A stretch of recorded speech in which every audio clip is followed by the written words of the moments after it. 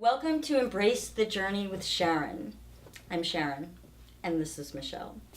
My intention behind this show is to empower and inspire you to live the life of your dreams, to believe in, to take action steps, and to let go of the how. My first guest today, Michele Penn, did just that. She did that. She believed in something and she took the action steps and let go of the how. She embraced her fears, and they were the catalyst that brought her to publishing a book with Oprah Winfrey's spiritual teacher and author of the book A New Earth, Awakening Your Life's Purpose, Eckhart Tolle, as well as Byron Katie, 1,000 Names for Joy. These are two humongous spiritual leaders, and Michele has a published book with them. So welcome, Michele, and thank you so much for being here. Thank you so much for inviting me. You're very welcome. So my first question is, Michele is actually an award-winning professional photographer, and she takes pictures of something most people don't. She takes pictures of flowers, and she captures the beauty of these flowers in such an amazing way. So I want you to share with us, what is it about flowers? You know, at first I didn't know what it was about flowers that drew me to them, but I was so drawn, and I noticed it brought me into this stillness that I had never had in my life before. And as I was looking deeper into the flower, the beauty was astounding. And I felt like I needed to capture that, the soul of the flower, so everybody else could see it and feel what I felt. Because you don't just take a picture of a flower like this. You take a picture of the inside of the flower. Exactly. I mean, even, this is the book, Peace in the Present Moment, with Eckhart Tolle and Byron Katie. And I do close-up pictures where I feel that you can really see the soul of the flower. And when you take a picture and print it out and zoom in on the center, you see things you've never seen before. That inside beauty, those little flowers, the little hairs, the pollen that you can't see with the naked eye. It opened my soul. It awakened me, but I didn't even know it at the time. Where were you coming from? Where were you coming from that brought you to this moment? I was in a very verbally abusive relationship for 14 years. And coming out of that, I felt, because I got divorced, I felt guilty. I felt blame for him. And I was searching for something. Mm-hmm. And all of a sudden, flowers appeared in my life. They were growing everywhere. Where had they been? Why had I not noticed them? Yeah, how many of us don't notice a lot of the beauty that goes around in our world, Exactly. But never mind the center of a flower? Exactly. Mm-hmm. And to think that it could bring you such stillness and inspiration. Because what happened was I was reading Eckhart Tolle's book, A New Earth, mm-hmm. and the first chapter was called The Flowering of Human Consciousness. Eckhart Tolle wrote why I took pictures of flowers. I couldn't even put it into words, and I was speechless. I had this inspiration that I needed to combine my flowers with his quotes, and the world would be able to meditate on my flowers, which he talks about. So this was the beginning of your dream. Absolutely. This moment was the beginning of your dream. Yes. And what is that? Like, how did you know? Like, how did that feel? It felt like first of all, like chills went through my body. My hairs stood up on end. I felt this deep peace reading that and knowing now what flowers did to me, that I was being awakened, and I was really truly getting to know myself, because Eckhart says when you are still is when you are essentially mostly yourself.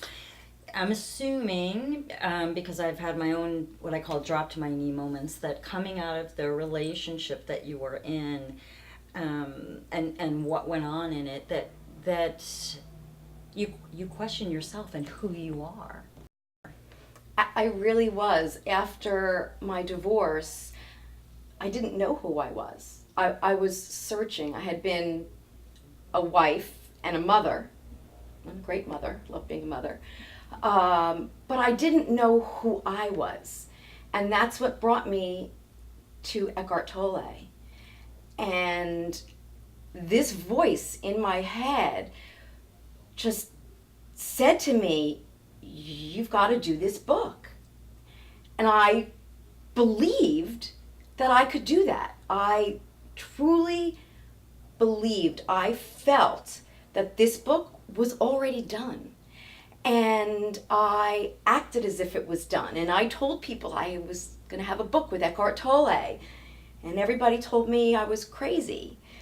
But I didn't listen to anything outside myself, because I knew that my flowers were an exact representation of what Eckhart talks about. And I knew when he saw my flowers, he would feel that. He would feel the feeling that I felt when I read his words. He would see my flowers and he would feel that connection. So I just acted as if, and I did a mock-up book and had his quotes and my flowers, and I had it bound, and I didn't know how it was going to happen, but I knew this was the step I needed to take. And the next thing that happened was I was invited to a conference. It was a Louise Hay conference. And while I was there, exhibition booths lined the hallways, and they sold all kinds of spiritual gifts. Mm-hmm. They had candles. I purchased a candle that was about 16 inches high, 12 inches wide, and it was mailed to me. About 2 weeks later, I received it, but it came in the wrong color. So I called the woman back who I ordered it from and left a message that it had come in the wrong color, and she called me back and said, things happen for a reason. And I believe that. I really believe things happen for a reason. I had no clue what this reason could be. A candle coming in the wrong color. But we connected on the phone and we talked about our spiritual journeys, and she had told me she wrote a book. I told her my intention of doing this book with Eckhart Tolle. And she said to me, you have to meet my publisher. He just did a children's book with Eckhart Tolle. And he probably has a connection. So I'm going to call him and I'm going to see if he'll look at your work. So she did. The next day, he got back to me and agreed that I could send pictures, I could send my idea, keep it short and sweet, don't overload him, because he had manuscripts from floor to ceiling for that month alone to review. So I did. And I heard back quickly. He loved it. He loved my flowers. He loved the idea. He said, there is no way we can get Eckhart Tolle. No way. But he would put me with other spiritual authors. Mm-hmm. They had written Conversations with God by Neil Donald Walsh. They had published some other books. Mm-hmm. That he had better relationships with these people.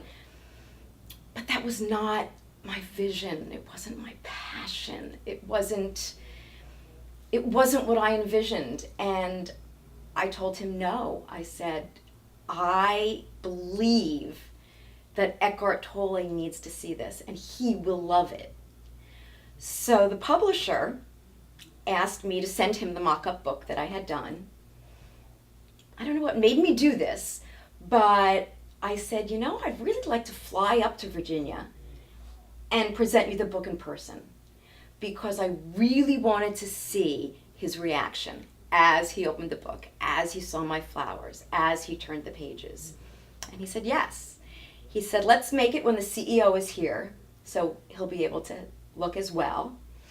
So I flew up to Virginia, all by myself, and met with them. And the same thing.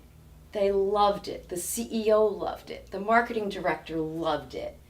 But they also said, this is the biggest long shot. Do you not know Eckhart Tolle is impossible to reach? He doesn't do books with other people. So I really poured out my heart and explained that connection I had with his words. And I knew that he would feel what we talked about. So they left the room. They came back in and they said, you know, you're so passionate and you believe in this so much. We're going to send this mock-up book to Eckhart's publisher, Namaste, in Canada.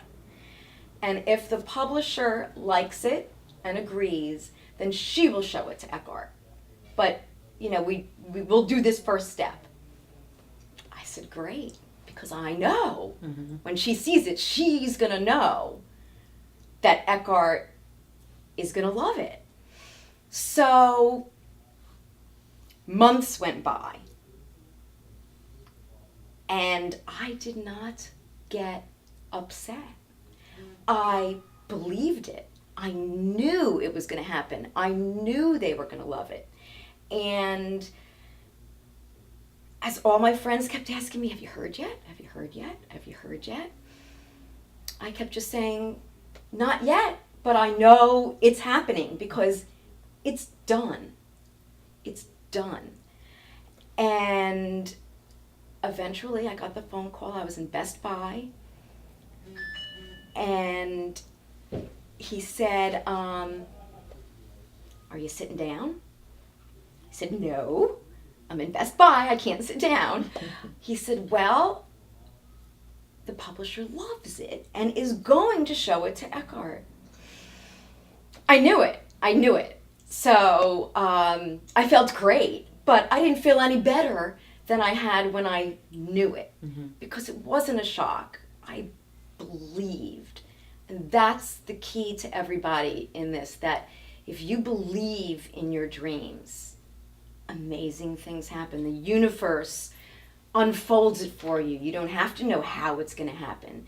You just believe it's going to happen. So again, I waited weeks. I waited months. Eckhart was in Australia. He was not in back, home where he could see the book. But I did eventually get that call where they said he loves it. He wants to do it. The only thing he wanted to add is he had never done a collaboration with Byron Katie. And he really thinks their work is very similar. She talks about loving what is. He talks about the power of now. And he would like to have her quotes in there as well. Well, I love Byron Katie. She is such an inspiration. So absolutely we can include her.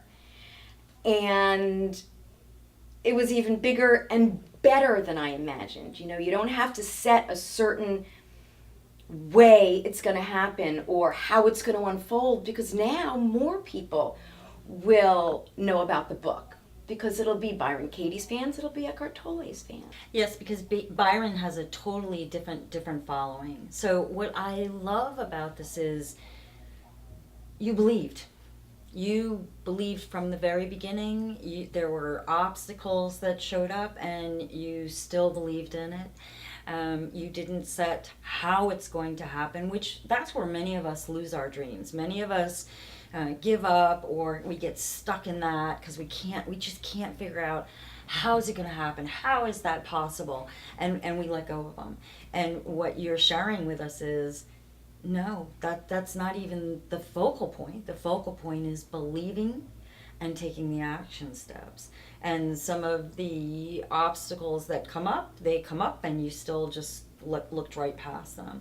So along the way, this was a month, 2 months. How long was this whole journey that from beginning? The whole journey was 2 years. Wow. And how long in between when you went up to, was it Virginia? Mhm. When you went up to Virginia, and then from that point till you got the call from Byron Katie's assistant having looked at it, how much time was in between there? probably a little over a year. Oh my. So what were you doing in that year? Where was your brain in that year? My brain, I was positive. I knew it was done. I didn't let myself waver. But those thoughts must have come in. You know, They you come have in. gremlins and, you know, those thoughts that we Yes, get. you have to work really hard at changing your thought. Mhm. And you have to become aware of your thoughts. So when something comes in and says, I haven't heard from them for so long, and oh my God, how is this possible? Stop that before you get this snowball effect and immediately change that. And you can start thinking positively wherever you are. But this is something that we have to learn because many of us, some of us have never been taught this, and two, we've been programmed over the years. So what are some ways that you did this for yourself? You know, what do you read? What do you surround yourself with to help you to stay positive? I do read a lot of spiritual books, Wayne Dyer and Abraham with Ask It and It's Given. And That's Law of Attraction and Esther Hicks. Exactly. Yeah. So I really live by Law of Attraction. And I believed everything she said, that if you are grateful for what you don't have it yet, but you're grateful for it, like it's there, your body feels that. And it's amazing where that can take you. You can stay positive. Law of attraction is an incredible thing. If you think negative thoughts, more negative thoughts are coming. And this is a key point that I think most of us miss, and that is the feeling part of it. What is it, you know, they say, what does it smell like? What does it feel like? What are the voices that you hear? And you've said that since the very beginning of this, that it was done. It was already done. You already saw it. It was in the book. It was, you know, you put it out there.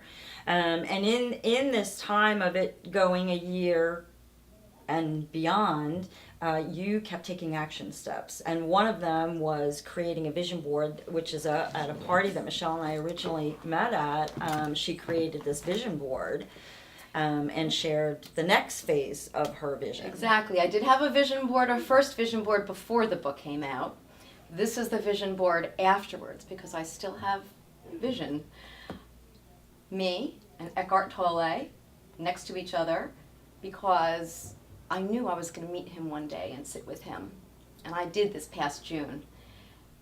I also have a vision of Oprah being involved somehow. And it will happen. I know it's more done. to come. Yes. Exactly. Now, how amazing was it? I mean, Eckhart Tolle, he is big in the spiritual community, and many people say not too many. He doesn't do a lot of interviews. He doesn't even do a lot of interviews with Oprah. So never mind getting to meet him. What did that feel like for you? That was actually incredible. I'm at the Omega conference, and I'm telling everybody. Which is in New York, right? Which is in New York. Which is a in big Rhinebeck. conference they have every year. He was speaking at a retreat, and I went to the retreat because I knew at this retreat I was going to meet with him. And everybody at the retreat thought, there's no way you are going to. He doesn't sign books. He doesn't talk to anybody. I tried to talk to his manager, and he said, Eckhart sees nobody. So I gave him the book, and I said, this is our book. Can you show it to him, and please let him know that I'm here, because I really think he will want to meet me. Mm-hmm.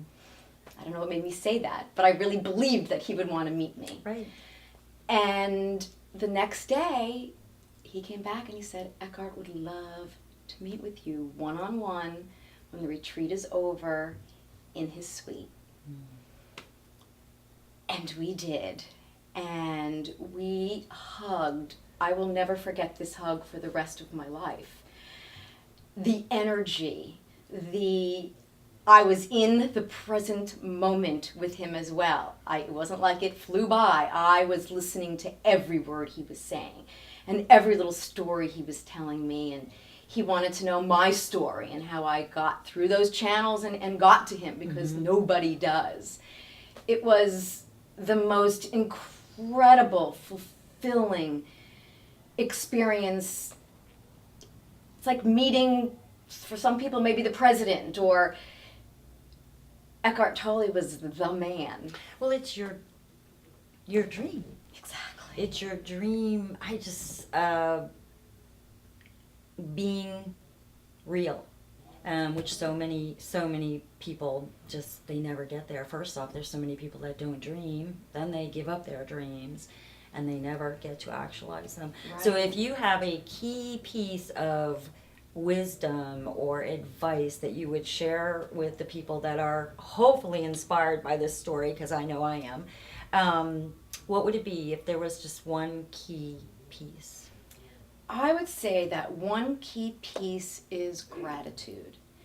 Gratitude is amazing. To be grateful for what you do have and not worry about what you don't have yet. I was actually in that grateful place with the book. I was being grateful that it was done. I was feeling the feelings as if it were in Barnes & Noble or on Amazon.com. I lived it and felt it and was grateful for it. And every day, thank you for having this book and this connection with Eckhart Tolle. Thank you, thank you. And it's amazing what that does to you, and what it does to your spirit, and what it does to your attitude and your belief. If you could be grateful for what you do have, so much will come into your life. Well, I want to tell you that I am so grateful to you, because you are my first guest, and I so appreciate it. And this is my dream coming to life. So I'm very, very excited, and I'm so excited that you were my first guest. Now, below here, you'll see Michelle's website, because the holidays are coming, or these are great gifts for any occasion. This is her first book that she wrote with Eckhart Tolle, Peace in the Present Moment, and this is Dance in the Garden. And if you can see this beautiful table that's here, she also does artwork with her photography. So please go visit her. I hope you come back and see me again, because I know there's going to be more to this story. And Thank you. I am grateful for you. Thank you. It was a pleasure. You're welcome. And remember to embrace the moment and embrace the journey, because when you do, life is amazing.